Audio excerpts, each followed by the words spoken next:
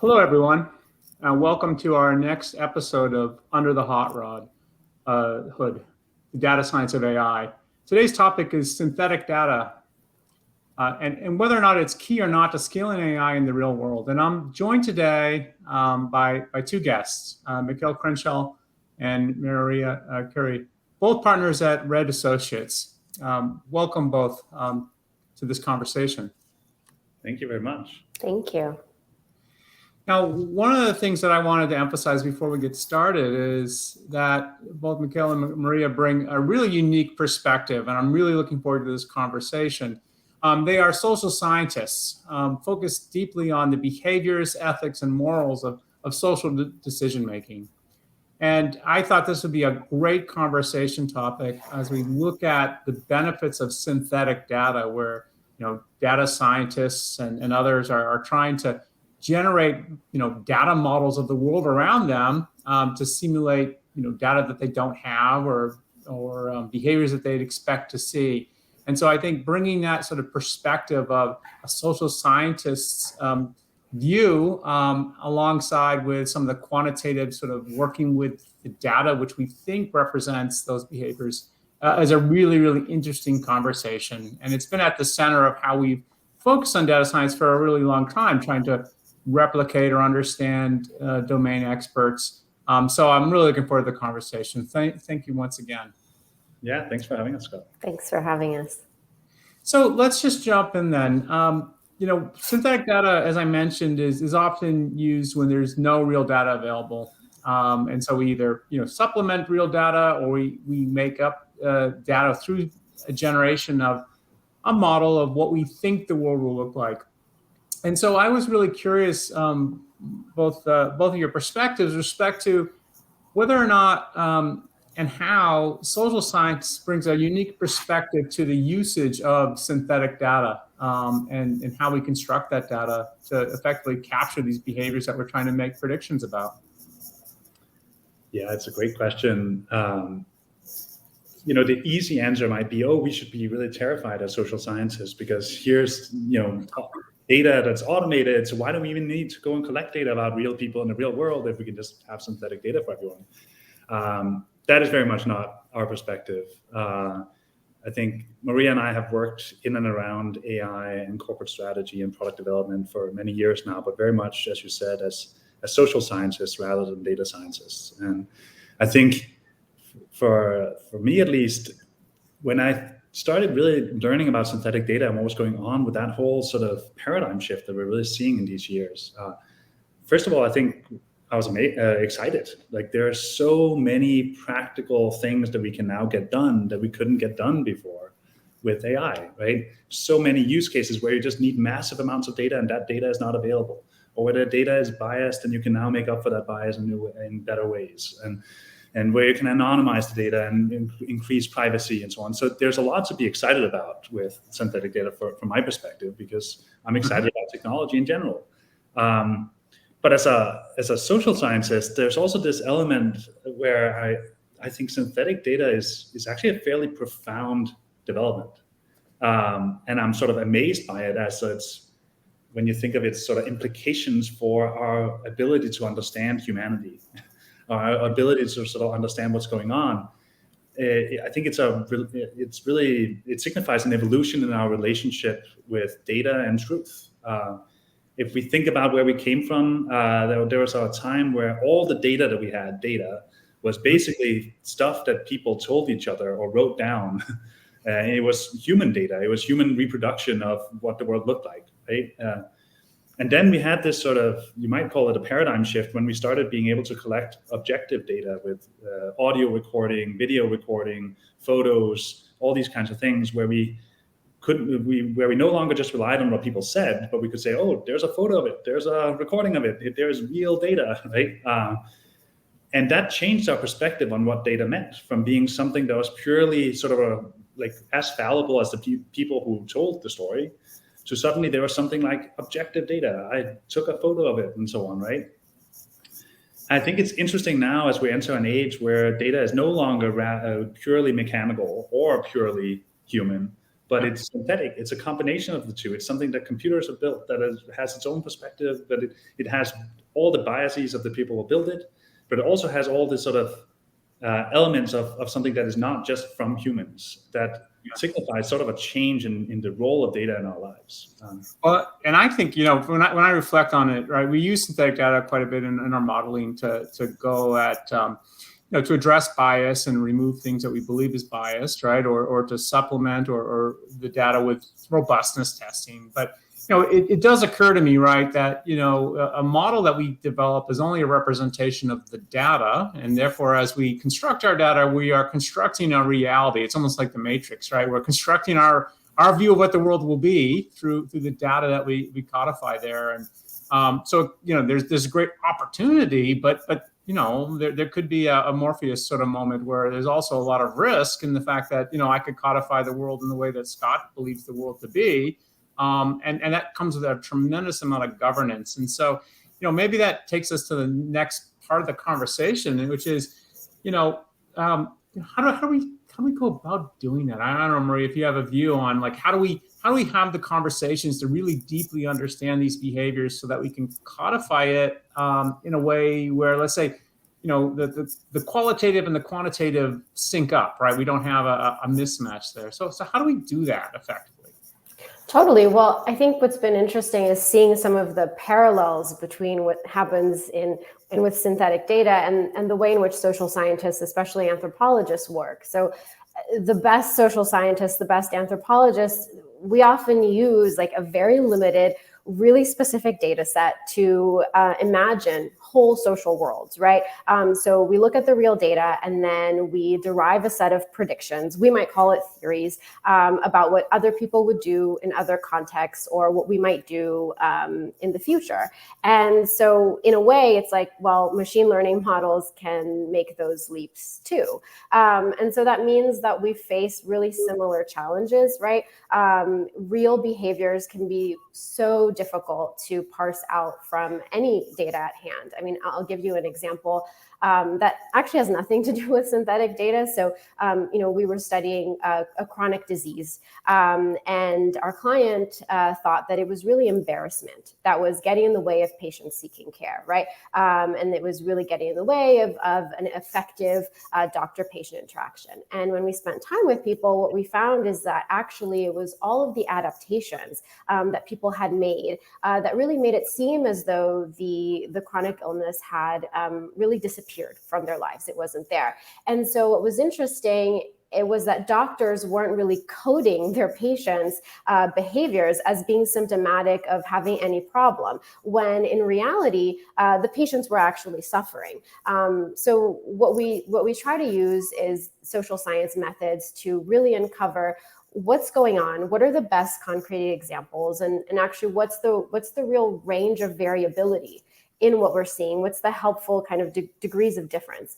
And now we're working with our clients in some of our more cutting edge and experimental work to figure out how do we create really small, highly curated data sets that can be used to train machine learning algorithms. So, if you want to have the right success metrics for a theme park, let's say, how can the theme park measure satisfaction, make sure that the customers come back? What we learn is that what gets people to come back is not how much they laugh or seem like they're smiling, but how connected they feel to the people who are with them. And what we found is that those metrics, those very social metrics, were not the ones that were being benchmarked against. It was very individualistic, right? So in some sense, we can uncover what are the right things that actually matter to people. Well, and I really like that. And I like something that you mentioned, which you said, small data set, right? And in this world today, right, big computers and open source and big data and collect as much as you can, right, is all kind of sexy because it's big and complicated and technical and consumes a lot of, carbon dioxide to process, right? But do we really get at the core behaviors? And one of the examples I like to use is like, you can measure like 1 billion different data points about my morning this morning, but how many real behaviors really mattered in my day? And it's probably 6 or 7, right? And so very often, like in the work that we do, at FICO, we'll take huge data sets and we'll use, mathematical methods to find the core major behaviors, like through what we would call a collaborative filtering technology. And it's okay if it's 7 or 8, right? There's nothing wrong with that, because in my view, right, we would concretely know what has this model been trained on, and we would also concretely know what it's not trained on. And it wouldn't be like, we have to apply all this explainability or interpretation on top of a model, or worry about that it's been kind of led astray with a lot of data. And just an example, like we did some studies around this, and you could easily toss 75%, 80% of data exemplars, because they're not core behaviors, either not captured properly or there's not enough coverage. And I do think this concept of getting to the core behaviors, right, and viewing a model as a tool and as an easier to use representation of a description of the behavior is really, really, important. So, if we use it as a premise, right, then and we were, let's say, in a social science sense, and we said, would it be practical for me, for example, to say, well, I'm going to partner with social scientists and really focus on behaviors. And I think that's important, because I have to be in my teams, and everyone has to be aware of and cognizant of the people that they're impacting with models and measuring with models, right? But would it be practical to say, what are the top 6 behaviors, 8 behaviors associated with, let's say, we do work in fraud, we do work in credit risk and other areas at FICO, right? Is that a reasonable sort of request, or is that not how, let's say, the work that you would all do from a more qualitative and social scientist perspective occur when you're trying to understand, let's say, human behavior, let's say, within some of these, these areas of predictive science? Yeah, so I love the way you started that off by talking about the switch towards small data. I actually think it's a fairly significant change, and just even the sort of discussion we have around this, because for ages we've had sort of this turf war almost between quantitative and qualitative data, and quantitative and qualitative ways of understanding the world, right? And in sort of Maria and my neck of the woods, people would talk about like, oh, how big data doesn't explain it all, and there's both big data and what we would call thick data, right? So the classic case would be you take an American flag and you say the big data might tell you how many threads are in the flag and how many stars are there and what colors they are, but it won't tell you about the significance of it to people, right? That would be the thick data. So that's been this sort of back and forth for a very long time, like, what do you need to actually understand something? Obviously, you need both.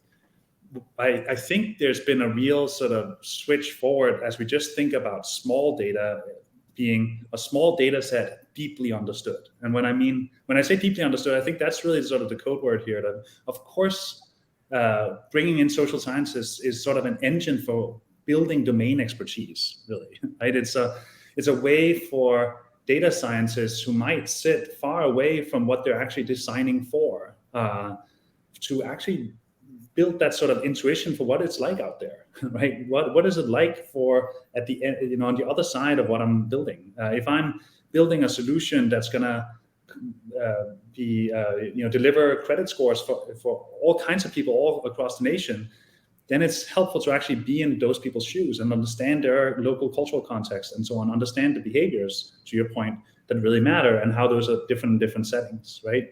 So that's where social science comes in. And I think it allows you to do things that actually comes up with just straight up better solutions, right? So if we go back to your fraud example, we've done some really fun work trying to understand how to build fraud detection algorithms, but from the other side of things, right? So rather than starting with all the data we have on fraudsters and transaction data and saying, well, how do we sort that? How do we look for patterns? How do we figure out what behaviors people have? We would say, well, what if we just start with the behaviors, and let's start by just following some fraudsters around, understanding their worldview, seeing what they do. There's a whole history of this social science of deviance, of how to study that in a first-person kind of view, right? So once you know what it's like to be someone who commits credit card fraud, it's much easier to go back to the data set and say, you know what, there are whole data sets that we're not collecting that we could be collecting because they would be really relevant. There's a whole different way we should define success, and so on and so forth. Yeah, I know. Well, and it's a tough one, right? To like fraud, to be the criminal, but to really deeply understand, right? You're right. I mean, if we're we're losing the right sort of data assets that would really allow us to better identify those behaviors. I mean, that's an incredible insight, right? And very often, right, in a data science perspective, there's a sort of like catalog the data you have, right, and then build a model based on that, right? And some organizations, will ask the question a little different way, which is, what are we trying to detect and what do we have to go get, right? But very often, because of haste, and sometimes haste makes waste, right? We rely on the data that we have, and we try to sharpen that stick, right, or make that model more predictive.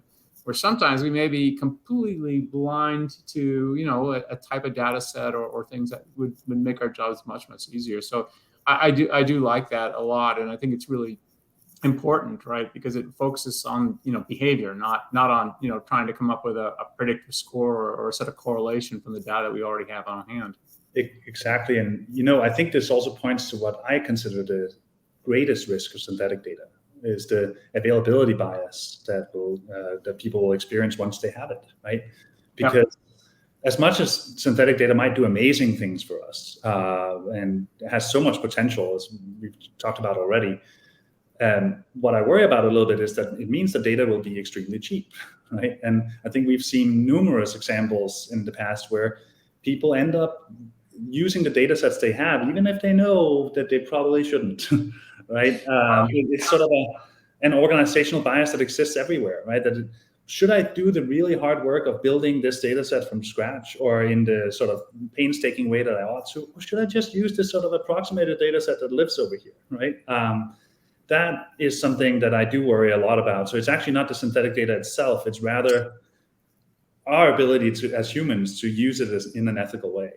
It's a great point, Mikkel, because one of the things that I like to say about AI and machine learning is that decisioning becomes callous, right? Because if you're on the back end of using that score, right, you're usually pretty far removed from the data and the decisions and the risks that were taken, and one operationalizes it and loses a lot of touch with that. So yeah, there has to be tremendous care, because once it gets codified, it can become callous, and that's where the ethics issue comes in.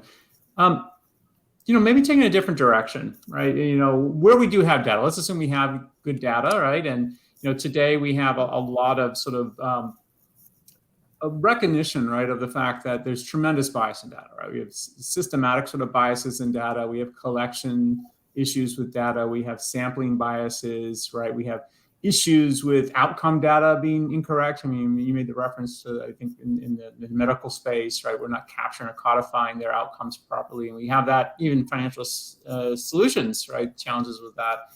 And so, I like to talk about, real data is actually, as much of a liability to me as it is a benefit to me, right? And I think it's a healthy perspective on data, which goes back to your point, Mikkel. But one of the things that we have, we do very often is we study that data deeply, right? We have to have a focus on removal of bias, and sometimes we look at these algorithms and we can identify groups of people that, let's say, are clustered in a particular way in some sort of behavior representation space from a machine learning perspective.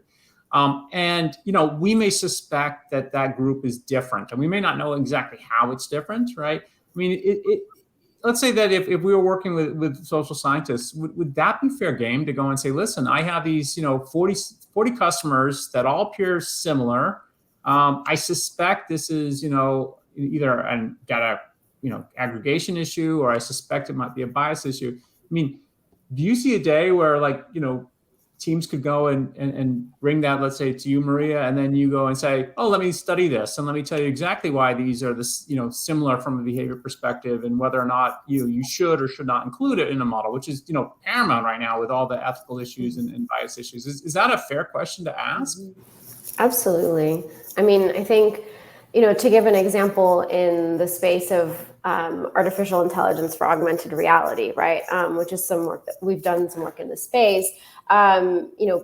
People are talking about AR glasses that will put them on our faces and that it will see what we see. But you may have two people who will see the exact same thing, let's say cooking at the end of the day or going on a walk, and experience that in entirely different ways. So for one person, it might be really stressful because they're taking care of their health and trying to improve, and they have a lot of anxiety around it. For other people, it might be how they unwind at the end of the day or something like that.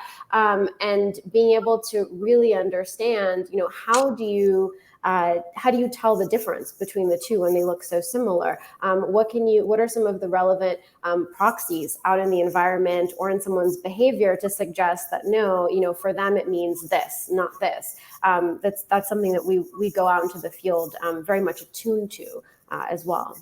Yeah, and I can imagine, in the same way, because a lot of the data we use today, and this is a really important part of synthetic data, like we have no way of identifying the customers, right? So, it could be also that I say, what would if I implemented this bias, right? So this is like putting your shoes in the same shoes as the fraudster, right? I say, this is what it looks like to be a biased person in this problem I'm solving, right?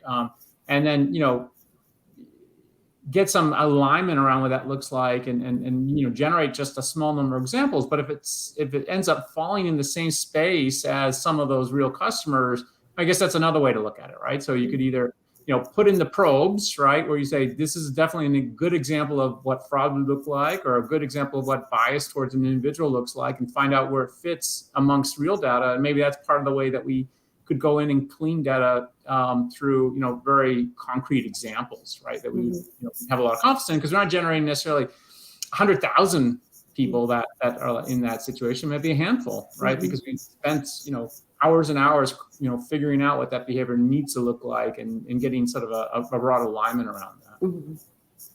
Great. I think that's you can really use it in that sense. You can use the social sciences to adjust the objectives of the model, right? What's success, but B, also what exactly do we code, right? What exactly should we pick up on in this data? So we've done a lot of work labeling data sets from the ground up and building the sort of labeling protocols with much more attention to the actual sort of cultural nuances in the field that you're in, the actual types of biases you might step on, and so on and so forth. No, it's important because, we often talk about, in the data science series, like, oh, you need to have an ethics board, right? And, and ethics boards are tricky, right? Because like if you construct 500 models a year and each model is different, then each one is like, a voting system of whether or not the model is ethical. And, at FICO, for example, we follow a codified model development standard. So, you don't have 500 different models built 500 different ways. You might have 500 different models built the same way. So you know what to look at, right? But you don't hear a lot about, a deep sort of focus with domain experts and the qualitative aspect. I mean, I've been in this field for more than 25 years now, and 25 years ago we certainly did, because data didn't exist at the scale that it does today. So it's almost just sort of like coming back to our roots and coming down to that level of certainty that the data that we do use, back to the small data comment, right, is the right data, right, and is really focused. I think I hope as an industry, we start to have better collaboration, right, around this, and coming back to really deeply understanding the data from a core behavior perspective. And, I think it probably takes some time, right, because right now we're enamored with big data sets and complicated models that we can't explain. And we're trying, right, to get to a point where we recognize, and I think regulation across the globe is going to help with this, that's not really a responsible way to treat, consumers and outcomes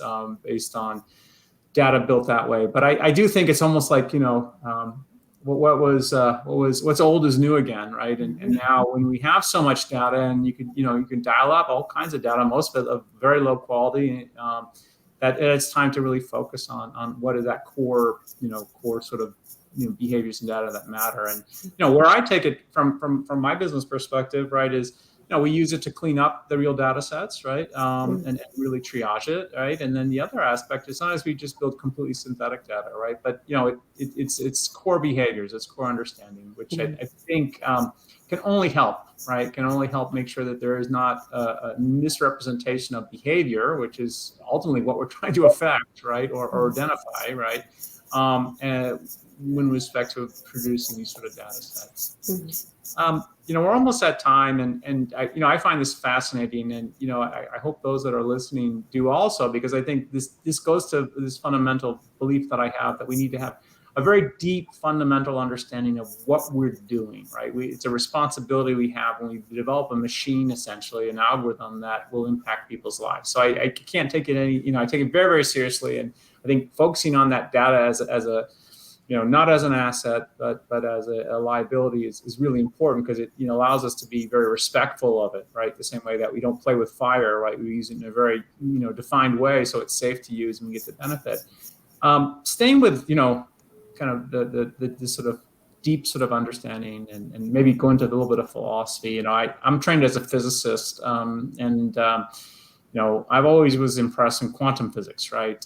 Where Heisenberg and symmetry principle basically says that when you measure something, you change something, right? And so there's a sort of focus on the fact that this sort of the behavior you're trying to understand, you maybe can't measure properly. Now, we're not in quantum physics worlds, but I think the analogy is similar, right? And I mean, and I'd like to get both your opinions, maybe just to close it out, around as we try to measure core behaviors, right, and we start to measure data, right, or we choose what data to measure, are we correctly representing that behavior? Are we or maybe changing the behavior because of the data that we're asking for? And just get your opinions around that, because I think it's really interesting conversation around the fact, are we capturing the right data to look at the behavior, or are we inadvertently changing a behavior because of the data that we collect? So what's both of your thoughts on that?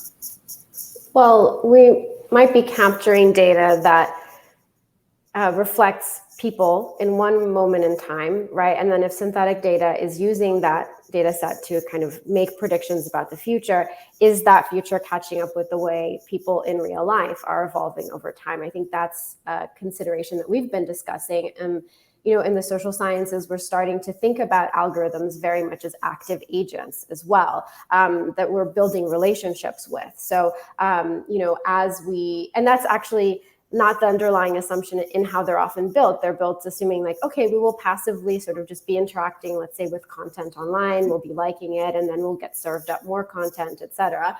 But what happens when people start to become aware that these algorithms actually exist and are shaping their own preferences? We're starting to see that in our own research as well. Then they start changing their own behavior, and they say, well, I'm going to, like things extra enthusiastically, so I get more of this content that I want, or I'm going to use different hashtags to make sure that my content goes to new audiences that would be counterintuitive to the system, trying to game the system. And so what starts to happen in that space is something that I think we don't really know the answer to yet, because the system was very much built under the assumption that people aren't aware and aren't interacting or having this kind of dynamic relationship with the algorithm. Maybe just to build off of what Maria is saying there, I think the challenge for us then becomes, how can we we already talk about explainable AI, right? And how can we make algorithms more transparent and so on. I think the same questions are going to be there for synthetic data very soon, right? How can we actually give people a sense of the data that they're looking at if half the data is synthetic? How should I assess this? How can I understand whether this is data I should be able to trust or not? Right? What does good look like in that way? Unless you're actually the person who built that data set, other folks are going to have very little way of knowing, right? So we're going to face a whole new range of trust problems, I think. And we're going to need to find ways to solve for them. And I think it's maybe instructive there to look at what's happened with sort of our relationship to algorithms more generally, to Maria's point. Right? I think if you think about when the first voice conversational, like Siri and these kinds of things came out, about a decade ago, a little bit more, right? At first, people were totally baffled by them because it was branded as, here's a computer you can talk to and you can talk about anything. So it was sort of like, oh, I can do anything with this thing, then I'm just confused and I will just ask it weird, funny questions and generally be scared, right? So the initial take-up was really low of voice assistants. I mean, the technology was also immature and so on, but it was really sort of I think there was a big mistake in the way that it was rolled out, because it was rolled out as this sort of solution to everything, right? Instead, I think what people need are guardrails and very, very tightly bounded use cases for, like, here's a particular kind of synthetic data for a particular kind of situation or a particular kind of voice interface that you can only ask a certain set of questions, and then you might get meaningful answers. But you certainly shouldn't ask it like these random other questions, because you will get meaningless answers, right? Giving people those boundaries for how to deal with these new technologies, I think is absolutely critical. And we have a lot of work to do there to figure out how to do that in a meaningful way. Yeah, well, and it's interesting, just a couple of thoughts that you both brought up, right? I mean, one is gaming of systems, where it happens, it's happening already today, and I think it'll continue to happen, right? And trust, right? And so, one of the things that I think about is, in the future, right, we all be in more control of our data. We have to have that trust, but that control also allows me to manipulate the view that I would like you to have of me. And so I think you're right, there's a tremendous amount of work here, really super interesting work, right? I think that the production of quality synthetic data is going to be much, much harder than any model you develop on it, right? And I think conversations like we just had are going to be conversations that organizations will increasingly have to make, a huge sort of important part of their model development or AI development process, simply to make sure that all the complexity around how to approach, even if we go fully synthetic or some version of synthetic, that it's the right synthetic and that we understand how to use it. So I'm fascinated. I think this will be, several decades in progress with respect to research and understanding and the guardrails and the tools and the governance and all the rest of it.